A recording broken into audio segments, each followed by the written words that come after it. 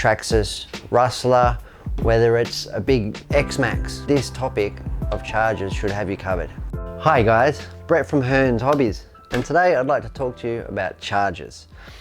Now it's a very wide and varied topic, so we're just going to touch on it sort of briefly and a couple of your options. And now this will cover 90% of your radio control needs, whether it's your re-release Hornet, whether it's your Traxxas, Rustler, whether it's a big X-Max.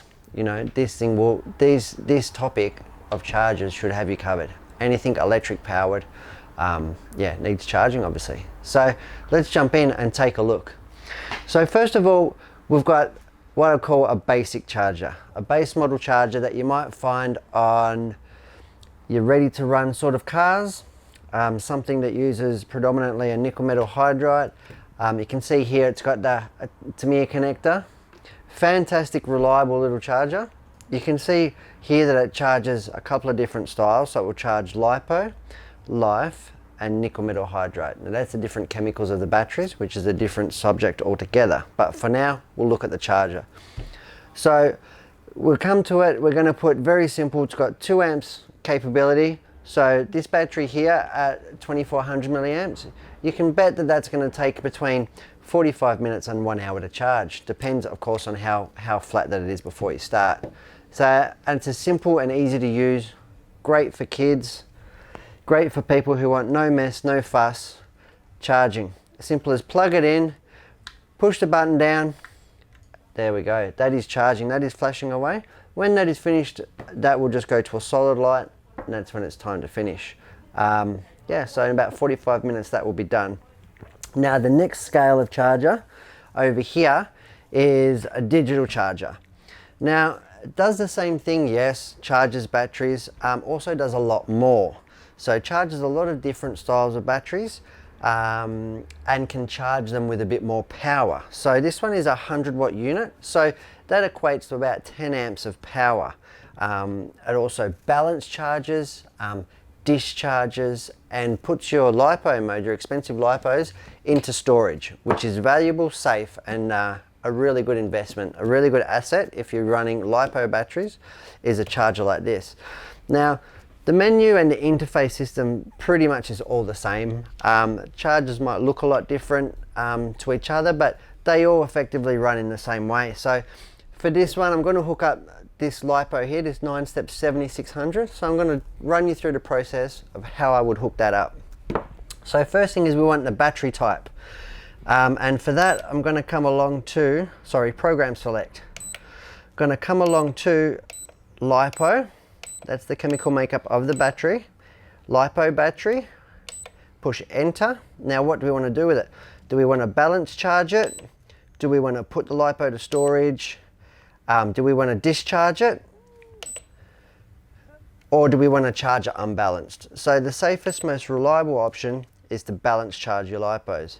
So we're working with a 2S battery. We'll see that now start flashing. So this one can charge up to 6S, which is really handy for your big cars. But today we're just doing a 2S battery. The next one we're going to put in is the capacity of the battery.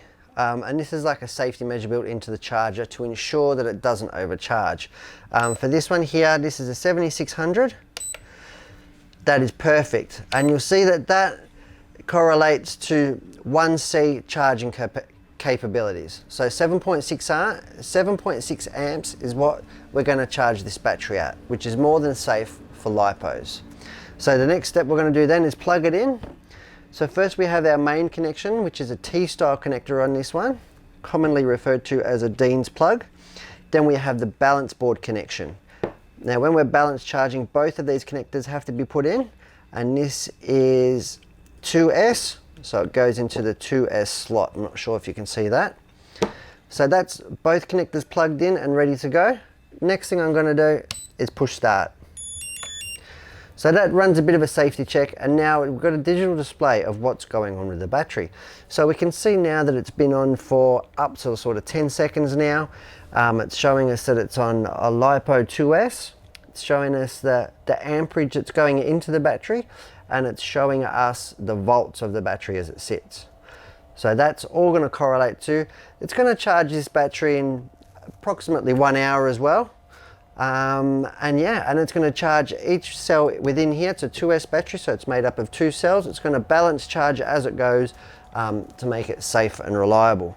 The beauty with this charger is that if we want to do 4S or a Traxxas pack or whatever, a simple and easy upgrade for this, let me just unplug that.